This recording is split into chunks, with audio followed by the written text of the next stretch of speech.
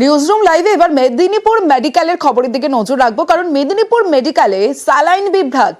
হাসপাতালে ভর্তি 4 প্রসূতির অবস্থার অবনতি, স্যালাইন দেওয়ার পর শারীরিক সমস্যারও অভিযোগ। 2জন সিসিইউ ও 1জন আইসিইউতে ভর্তি। আমার সঙ্গে প্রতিনিধি শোভন রয়েছে, শোভনের সঙ্গে কথা বলবো। শোভন, কেন স্যালাইনের সমস্যা রয়েছে বলে অভিযোগ পরিবারের?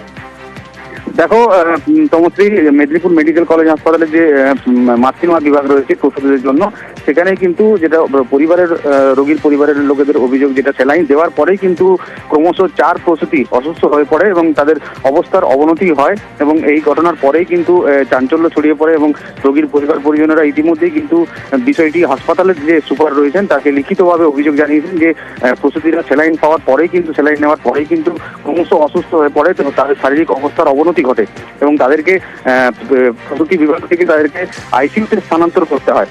এখন অবস্থা সংকটজনক রয়েছে সেই 4 প্রসূতির, এমনটাই জানা যাচ্ছে। যদিও হাসপাতাল সুপারের তরফ থেকে আমরা যেটা জানতে পেরেছি যে ইতিমধ্যেই এই ঘটনার পরে মেডিকেল বোর্ড গঠন করা হয়েছে এবং 4 প্রসূতির ইতিমধ্যেই বিশেষভাবে তাদেরকে নজরদারিতে রাখা হয়েছে এবং তাদের চিকিৎসা চলছে। পাশাপাশি খতিয়ে দেখা হচ্ছে যে স্যালাইনের জন্য এই ঘটনা ঘটেছে কিনা, সেই বিষয়টিও খতিয়ে দেখছে হাসপাতাল কর্তৃপক্ষ। বেশ শোভন। পুরো যে পেটি ছিল, পুরো পেটিটা এক্সট্রা ছিল স্যালাইনের জন্য। পুরো ঘটনাটা এটা হয়েছে। যারা সরকারি ডাক্তার তাদের কি চোখে কি কানা যে একটা স্পেয়ার না ডেট, সে কি জানে না কিছু? এগুলো কি ধরনের হসপিটালের চিকিৎসা? ডাক্তার ভুল চিকিৎসা করে নিজেরাই জানে সবকিছু, জেনে বলছে আমাদের মার খেয়ে এলো।